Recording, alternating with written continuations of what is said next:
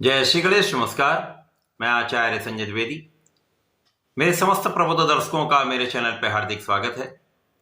प्रिय दर्शकों, आज मैं मंगल के राशि परिवर्तन प्रभाव को लेकर आपके सम्मुख उपस्थित हूं। नवग्रहों में सेनापति मंगल 21 जनवरी को अपनी राशि का परिवर्तन करेंगे तथा वर्तमान अपनी नीच राशि को छोड़कर युवराज बुध की राशि में प्रवेश करेंगे। मिथुन राशि में इनका गोचर आरंभ होगा। अब चूंकि ये सकारात्मक परिवर्तन है, क्योंकि मंगल अपने नीचत्व भाव से मुक्त हो जाएंगे, तो अपनी ऊर्जा का संपूर्ण प्रवाह सही दिशा में करते हुए समस्त राशियों को प्रभावित भी करेंगे, कुछ विशेष लाभ भी देंगे।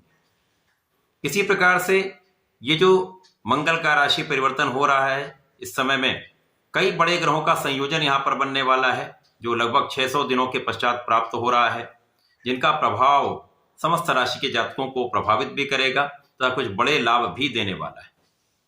आज मैं कर्क राशि के लिए मंगल के इस राशि परिवर्तन का किस प्रकार का प्रभाव प्राप्त होगा, किन किन भावों में वृद्धि होगी, इस समय में आप कितना लाभ ले पाएंगे, अथवा कहीं पर कोई समस्या है तो उसका क्या निराकरण है, संपूर्ण विश्लेषण मैं पूर्ण तर्क के साथ करने जा रहा हूं। प्रिय दर्शकों, इस राशिफल को आप अपने लग्न तथा राशि दोनों के अनुसार देख सकते हैं। कर्क राशि चंद्रमा की राशि, चंद्रमा तथा मंगल का मित्रवत संबंध है, परंतु मंगल का ये गोचर कर्क राशि के लिए 12वें भाव में आरंभ हो रहा है। 12वां भाव जो कि तर्क भाव है, तथा यहाँ पर जब मंगल होते हैं तो यहाँ पर तात्कालिक रूप से मांगलिक दोष बनता है। मंगल यहाँ पर होंगे, नीचत्व भाव से मुक्त होंगे तो कुछ लाभ मिलेंगे, परंतु कहीं ना कहीं कुछ समस्याएं भी होती हैं। इस समय में मंगल का प्रभाव आपके 12वें भाव को प्रबल करने वाला है, जिसके कारण कुछ व्यय बढ़ सकते हैं, कुछ रोगों में आपका कुछ व्यय हो सकता है, ऋण चुकाने में आपका कुछ व्यय हो सकता है, वाद विवाद कानूनी समस्याओं में आपका कुछ व्यय हो सकता है। अतः यहाँ पर आपको सावधान भी रहना चाहिए, किसी प्रकार के विवाद से बचना भी चाहिए। विशेष रूप से इस समय में आपको किसी को बड़ा धन उधार नहीं देना चाहिए। यदि आप किसी को धन उधार देते हैं तो उसके कारण विवाद हो सकता है, क्योंकि धन वापसी संभव नहीं है तथा उसके कारण कानूनी समस्याओं का योग बनता है। इस समय में बहुत सावधान रहें, किसी को धन उधार देने से बचें। इस समय में स्वार्थी मित्रों से आपको बचना चाहिए, क्योंकि इस समय शनि की ढैया का प्रभाव भी है, तो कहीं ना कहीं समस्याएं अवरोध होते ही हैं। इस समय में यदि मंगल का प्रभाव आपके षष्ठम भाव पर है तो निश्चित रूप से कहीं ना कहीं रोगों की संभावना, ऋण की संभावना तथा यहाँ पर विवाद की संभावना होती है। विशेष रूप से व्यापारियों को छोड़कर अन्य लोगों को इस समय ऋण लेने से बचना चाहिए। लेकिन मंगल का प्रभाव आपको परिश्रमी बनाने वाला है। आप बहुत पराक्रमी होंगे, आपके पराक्रम का संपूर्ण लाभ आप ले पाएंगे। आप अपने प्रयासों को करते रहेंगे, जिसका परिणाम भी आपको अच्छा प्राप्त होने वाला है। इसी प्रकार से मंगल का प्रभाव जीवन साथी के भाव पर होगा, साझेदारी के भाव पर होगा, जहां पर आपको बहुत सामंजस्य बनाकर चलना होगा, क्योंकि इस समय में क्रोध की मात्रा बढ़ सकती है। क्रोध की अधिकता के कारण सामंजस्य में समस्या आ सकती है।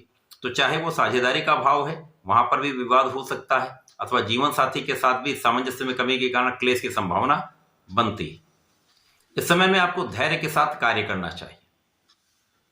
अब चूंकि बुध की राशि में इनका गोचर है, अब बुध की दूसरी राशि को ये देख रहे हैं, बुध के साथ इनका दृष्टि संबंध बन रहा है, जिसके कारण कुछ बड़े योग भी बन सकते हैं। इस समय जो व्यापारी गण हैं, जिनको ऋण प्राप्त नहीं हो पा रहा था, किसी कारण से समस्या आ रही थी, वहां पर इनका कार्य सिद्ध हो सकता है, कार्य बन जाएगा, तो आप अपने कार्य का विस्तार कर सकते हैं। वाणी पर नियंत्रण आवश्यक है, परंतु इस समय में जब बुध और सूर्य का संयोजन बनेगा, आपके सप्तम भाव में होगा, वहां पर बुधादित्य योग प्रबल रूप से आपके लग्न को प्रभावित करने वाला होगा, तो आपकी लग्न को प्रबलता मिलेगी, शारीरिक समस्याएं दूर होंगी। और मंगल की दृष्टि का प्रभाव इस सप्तम भाव पर होने के कारण सूर्य से भी संबंध बनेगा, बुध से भी संबंध बनेगा, जिसके कारण इस समय में आपके मानसिक बल को प्रबलता प्राप्त होगी। आप बहुत बुद्धिमान रहने वाले हैं, आपका कैलकुलेशन बहुत अच्छा हो जाएगा, आप दृढ़ प्रतिज्ञ हो जाएंगे, आप अपने कार्य में निष्ठा के साथ लगे रहेंगे। साझेदारी में भी सामंजस्य बनने लगेगा, समस्याएं दूर होंगी, कानूनी समस्याओं से आप बचेंगे तथा आपका पक्ष बलवान रहने वाला है। इस समय में शासन प्रशासन का संपूर्ण सहयोग आपको प्राप्त होगा तथा सरकारी नौकरी में है तो विशेष रूप से अच्छे लाभ का योग बन रहा है। अब चूंकि यहां पर गुरुदेव का भी प्रभाव मिलेगा, गुरु, मंगल, सूर्य और बुध का विशेष रूप से यहां पर संयोजन बन रहा है, जिसके कारण आपके कार्य क्षेत्र में उन्नति का योग बन रहा है। समस्याएं कम होंगी, ज्ञान आपका बढ़ेगा, आपका धैर्य बढ़ेगा, आप विचारशील होंगे, तो विवेकपूर्ण आप निर्णय ले पाएंगे। इस समय में आपके ज्ञान शिक्षा का विशेष लाभ आप प्राप्त कर पाएंगे।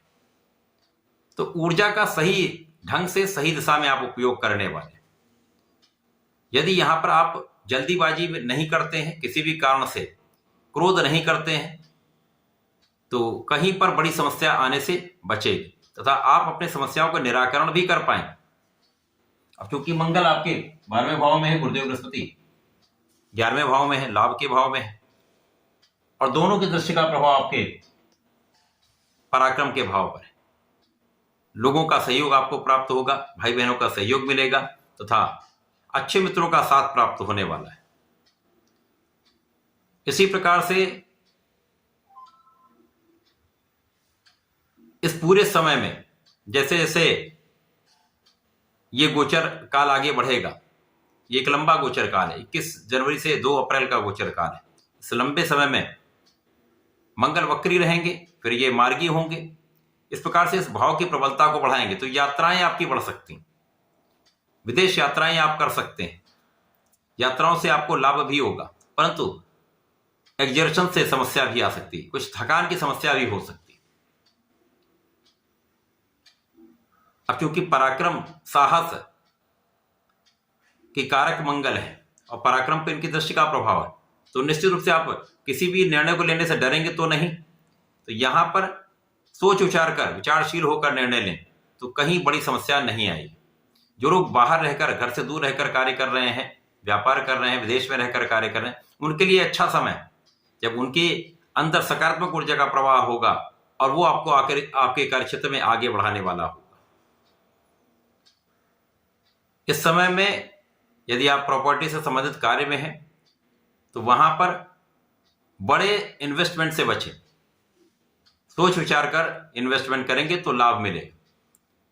सावधान रहकर इस समय का निर्वहन करना चाहिए।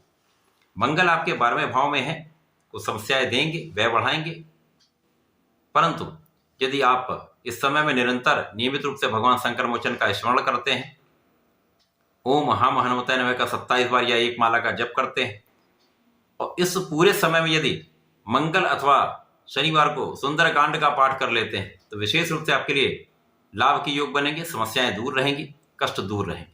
तो ऐसा करके समय का उपयोग करें, लाभ लें। धन्यवाद, नमस्कार।